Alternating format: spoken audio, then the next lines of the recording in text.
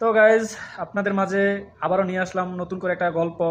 তবে গল্পটা শুরু থেকে শেষ পর্যন্ত দেখে থাকবেন। আপনাদের কাছে এতটুকু অনুরোধ, এই গল্পটা পুরোটাই শুনবেন। হ্যাঁ, শোনার পরে আপনারা বুঝবেন যে আসলে গল্প না বাস্তব, এটা বুঝতে পারবেন। তো আজকে আমি শুনতে পাইতেছি আমার বন্ধুদের কাছ থেকে যে এলাকায় একটা ছেলে দূর থেকে কুষ্টিয়া না কোন জেলা থেকে একটা মহিলারে ভাগাই নিয়ে আসছে বিয়ে করে। তো মহিলাই বলতেছি, ওটা মহিলা, মেয়ে না। তো বন্ধুদেরকে বললাম, দেখ, এটা ঘটনাটা কয়দিন হয়েছে করছে, যে বলছে আজকে সপ্তাহখানেকের বেশি। বললাম, আমার বাড়িতে তো আমি রেগুলারই কথা বলি, বাট আমার বাড়ি থেকে তো আমি আজ পর্যন্ত শুনলাম না যে আমার বাড়ির পাশে এমন একটা ঘটনা ঘটছে। তো যাক, ওই ছেলেকে নিয়ে আবার একটু কথা বলি। যে ছেলেকে নিয়ে আমি ভিডিওটা মূলত বানাইতেছি, ওই ছেলেটা কোনো একসময় বলছিল, তোরা কি বিয়ে করছিস ভাই? আমি বলা, বিয়ে করে দেখাই তুমি যে কত টাকা পয়সা খরচ করানো লাগে, কিভাবে বিয়ে শাদী করানো লাগে। আমরা স্মার্ট, কিন্তু ও হিসাব করতে আছে ও স্মার্ট, কিন্তু মেয়েরা তো হিসাব করে ও আনস্মার্ট। বাট আমি একটা জিনিস বলতে চাই, যে ওকে বলতে চাই যে তুমি স্মার্ট, ঠিক আছে, আমরাও মানি তুমি স্মার্ট। তবে তুমি স্মার্ট হয়ে আনস্মার্ট কেন কাজটা করছিলা? একজন বউরা বেটিকে তুমি কিভাবে, মানে কিভাবে সম্ভব? ও বেটির কান্দে হাত দিয়ে তুমি ছবি তোলো, ও বেটিকে নিয়ে পার্কে যাও, বাদাম খাও, ঝালমুড়ি খাও, ফুচকা খাও। ইস, শালার ফুচকা মেয়েদের খুব ফেভারিট খানা না। যাই হোক, মূল কথাতে আসি।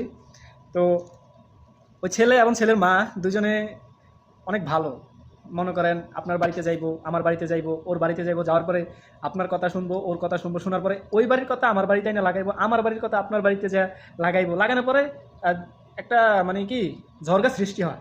ঠিক আছে না, ঝড়গা সৃষ্টি হয়, যার কারণ ওরা মানুষের পিছনে ঝড়গা লাগাই দিয়ে সরে যায়। ওরা এরকমই। যাই হোক, ওদের জন্য দোয়া করি, আল্লাহ তালা ওনাদেরকে বোঝার তৌফিক দান করুক।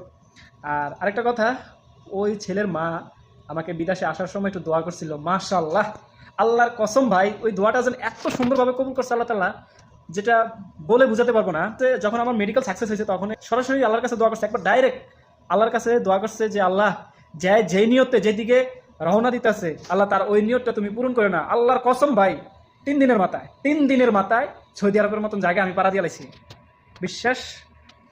তো 3 দিন না কয়দিন আসলে মনে নাই, 3 দিন না জানি, এক সপ্তাহ বেশি হবে না। আল্লাহর কসম ভাই, ওই মহিলার ওই দোয়াটা কবুল করছে। আমি ওই মহিলার জন্য দিল থেকে একবার ভাই মন থেকে দোয়া করি, আল্লাহ তাআলা ওই মহিলাকে আরো 100 বছর হায়াত দেখ, যাতে মানুষের জন্য এরকম দোয়া করে। কিন্তু ওই মহিলা যে এটা চিন্তা করে না, তারও কিন্তু ছেলে সন্তান আছে। আল্লাহ তাআলা কিন্তু বসে আছে, কয় আল্লাহ তাআলা ছাড় দেয় কিন্তু ছেড়ে দেয় না। যাক, ওগুলা বাদ।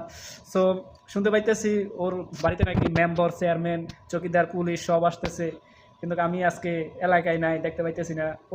বন্ধু বান্ধবের কাছ থেকে শুনতেছি। সো আফসোস, ও নাকি এখনো পলানো, ওই বেডিরে থুয়া, বুড়া বেডিরে থুয়া। ওই বুড়া বেডির আবার ওর ও ছে বয়সে বড়